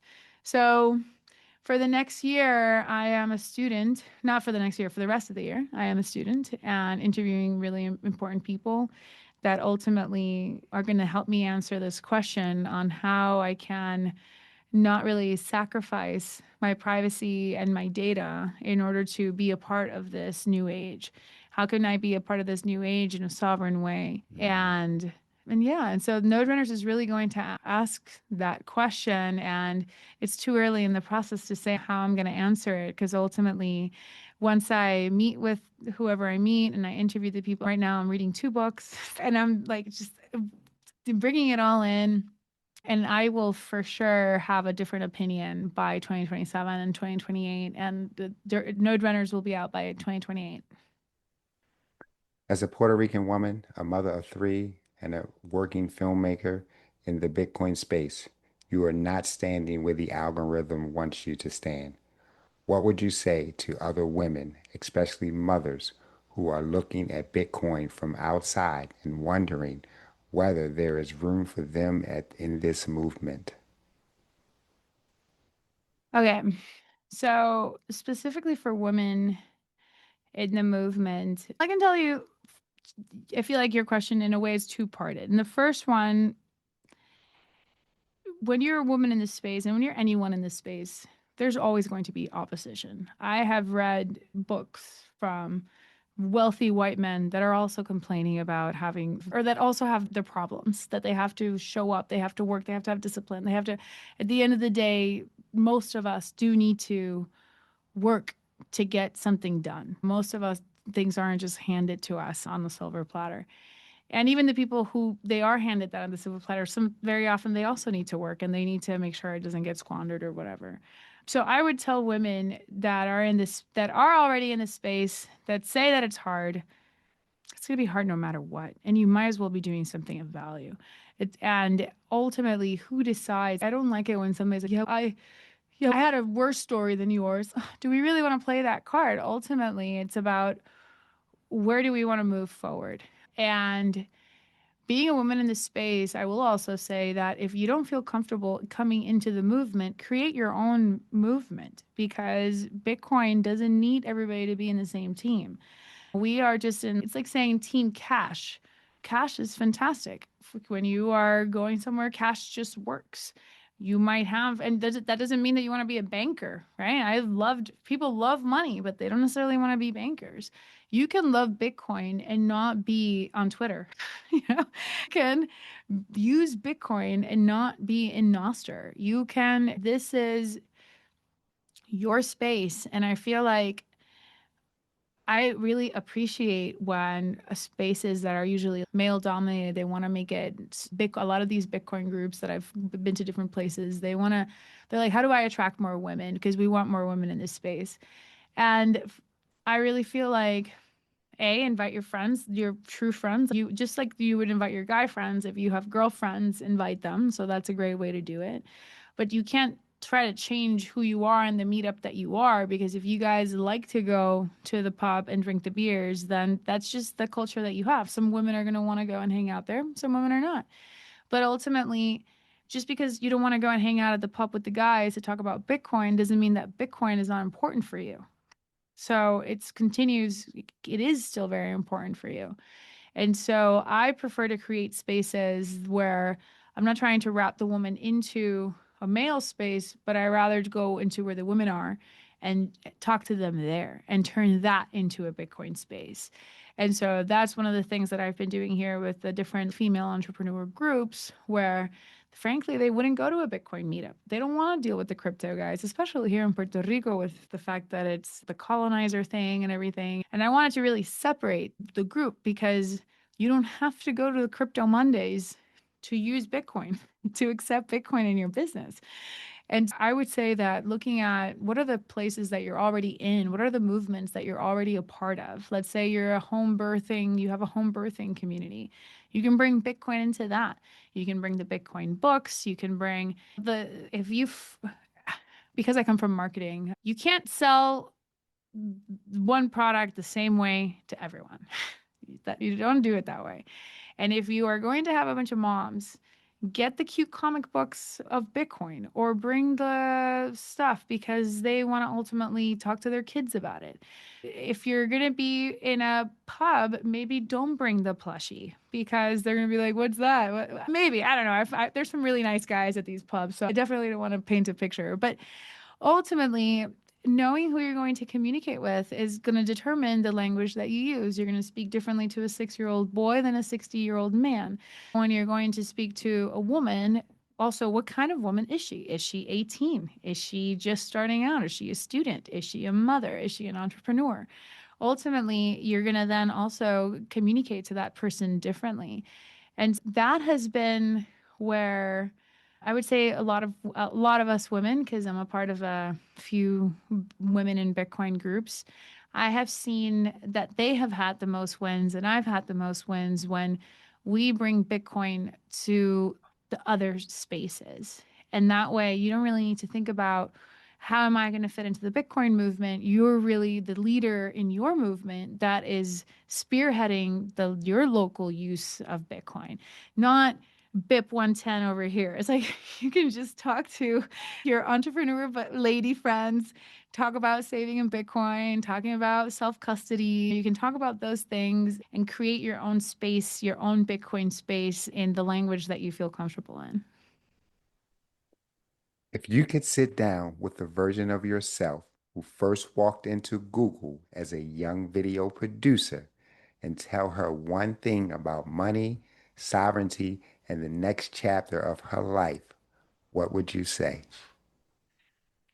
I would say buy more Bitcoin and keep your keys for sure. I wouldn't want to say it all because it's been such a beautiful mystery how life has unfolded and unraveled. But there's one thing, it would be buy more Bitcoin and hold your own keys. Last question. We ask every guest on Share Your Bitcoin Journey. If a $500 to $2,000 Bitcoin micro grant from Bitcoin for the Arts landed in your wallet tomorrow, what would it unlock for you as a creator? Ooh. If it landed tomorrow, it would unlock paying an incredible illustrator that we're going to transact everything for node runners in Bitcoin. And I would get him to work on my keyframes for my teaser for node runners. Beautiful. But yeah, so basically I'll go through to another Bitcoiner. As a producer, you're funneling the energy that comes your way. You're creating something and you're raising money for it, but ultimately it's going to so many other people. If you're lucky, you keep some of it. But for the most part, you're just out there paying folks, but only so that at the end of the day, you have, and actually, I keep looking at this because I took it out and I will share it with you. Look, Yes. this says, I don't know if you can see it perfectly, but it says Yeah, you can put it. Mejor Documental Nacional Dirty Coin. And the reason why it's here is because this was on a frame that I used the frame for something else. And so I took Okay. that out. Nice. But this is the first English or documentary in English to win Best National Documentary in Puerto Rico. And that means a lot to me because it was the first of anything, but just the first to be in a language that Puerto Ricans very often see as the colonizer's language, not our language. And I was asked, "Are you going to make Dirty Corn in Spanish?" It was a Puerto Rican documentary, and I'm like, "No, because most of the people that I'm interviewing they speak English, and English is like the universal Mhm. language for this. We do have it translated into Spanish, but that was one of the criticisms that I got as I was working on it, and I'm really happy that I persisted with my and the people that I worked with, all the people here, they were like, "No, we're behind you. It's fine." And so much of what I do is to have the vision of what it's going to end up looking and work with people that can see that vision and can support me on that vision at the top of their game, top of their editing game, top of their music game, top of their illustration animation game, because Dirty Coin's full of animations. And get them to align and see my vision and then finish it. That's why somebody like me raises funds, is so that we can get to the finish line. And that's where I hope that we're going to get it back. And with Node Runners for my next one, for example, with Dirty Coin, I was right brained about the business plan. And then we're going to get all this money in. And that's not what happened. We did get a lot of other things, and it was great. We helped change policy, and we have been in universities, and students have quoted us, and we've done a lot of good. And that's why with the next one, Node Runners, the measure of success for art shouldn't be how much money it makes. It should be the impact that it creates and how Mhm. much money it makes. That is putting a fiat value. And we already know that, especially as Bitcoiners, we know and understand that fiat, what the value that fiat truly has. And so to put an artist in a position, because they have to survive, to the measure of your work is how much money you make, the value of your work. That is not understanding why we make art and why we should continue to make art, especially in a world where you can prompt anything and it can spit it out. How creating a movement, being a part of a movement, and changing the course of history is hard to put a number on that, of fiat value on that.